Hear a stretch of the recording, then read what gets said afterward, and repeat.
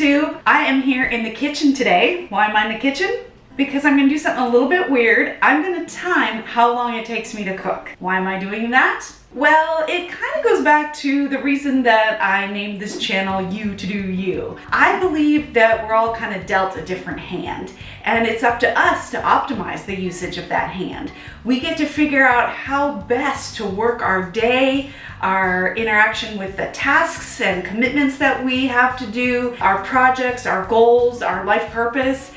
If we harmonize all of that with the way that we're wired, I believe we're going to be happier people, because we're not going to be in friction with how we like to think and how we like to manage and how we like to move through our day, our week, our month, our year. One of the ways that I am wired is I like to capture all of the tasks that I have in front of me, all of my commitments, and I put them on lists, and then I grab off those lists what I want to be working on, and I schedule those things into my day.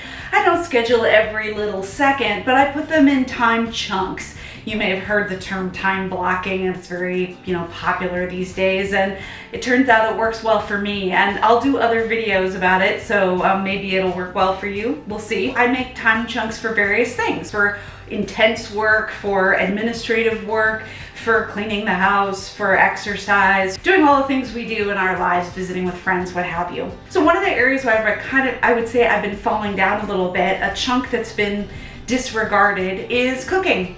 I do like to cook, and I do cook, but I kind of don't know how long it takes. And so recently, when I've been sitting down to schedule, I have not really been leaving the right amount of time to cook, or I've just been leaving off the schedule and hoping it'll just kind of find its way in there. But if I don't really give it time, then it doesn't happen, and then I end up with vegetables sitting in the fridge, and then I end up eating, like cheese on a tortilla too many nights in a row, and it doesn't work.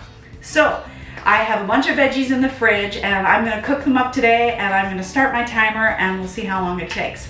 So with that, let's get started.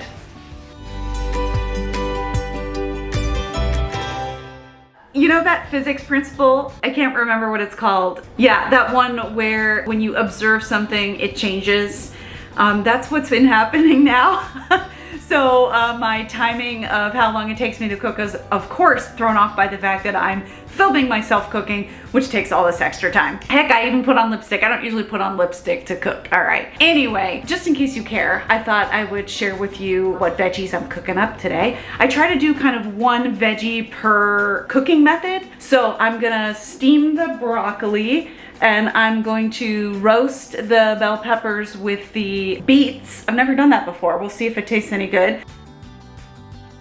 I'm gonna saute one of the kales. I think I'm gonna actually leave out this cabbage because I already have some cooked up cabbage right now. And I haven't decided what to do with the other kale yet.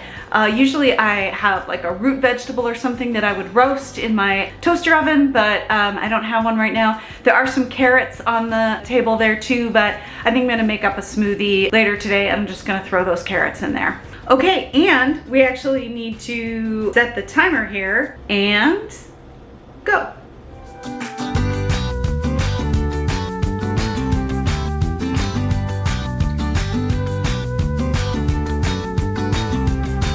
Usually a child has a principle: if it falls on the ground, nobody there to see it. Has it really fallen in the ground? Or is that with trees and falling in the forest? I don't know. Anyway, this broccoli crown is going in.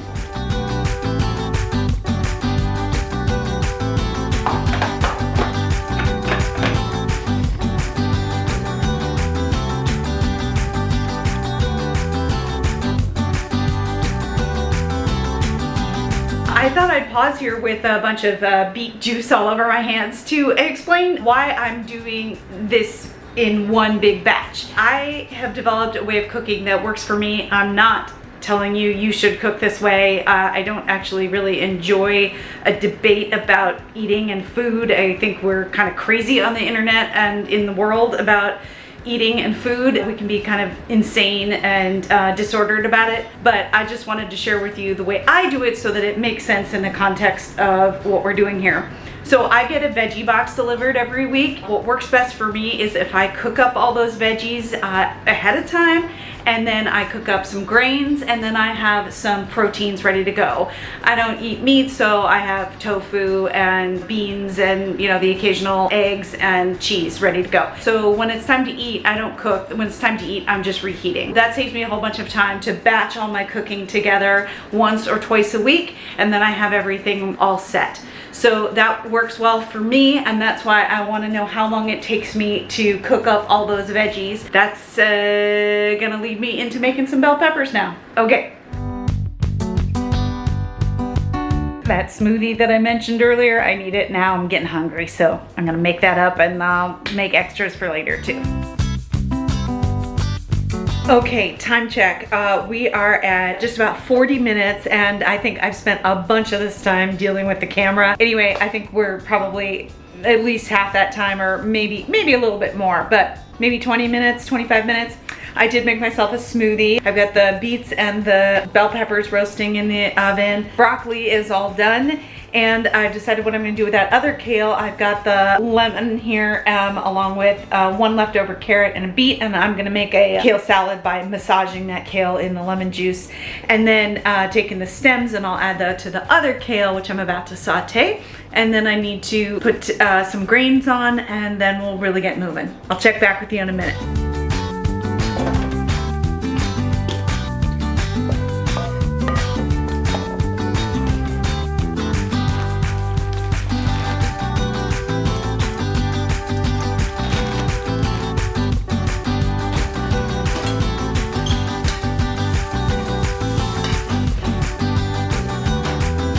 Okay, time's up. Let's see where we are. 56 minutes. Okay, pretty good. These are still cooling and the bulgur is still cooking, but otherwise everything else is wrapped up and put in the fridge and ready to eat later. I cannot believe that this took less than an hour. I think I had in my mind that this takes 2 hours. And you know why? I think sometimes I come and I start cooking in a dirty kitchen, and so I have to clean the kitchen first, and then I can cook, and then I clean.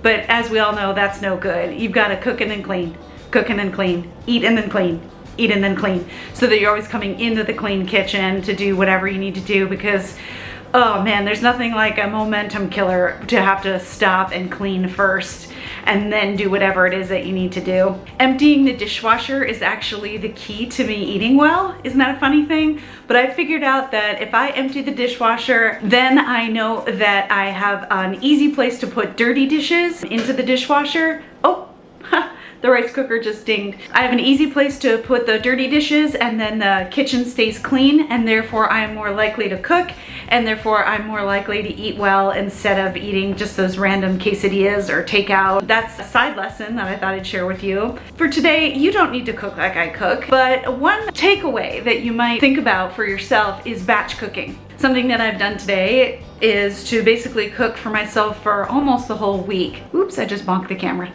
What I encourage you to do is to experiment. Use your life as a laboratory and figure out when it works best for you to do these things, and how long does it take, and can you batch activities together to be more efficient. I found these to be really useful in my life, and I wonder if they'll be useful for you. Let me know in the comments below. All right, thanks so much for watching. Have a good one. Take care. Until next time.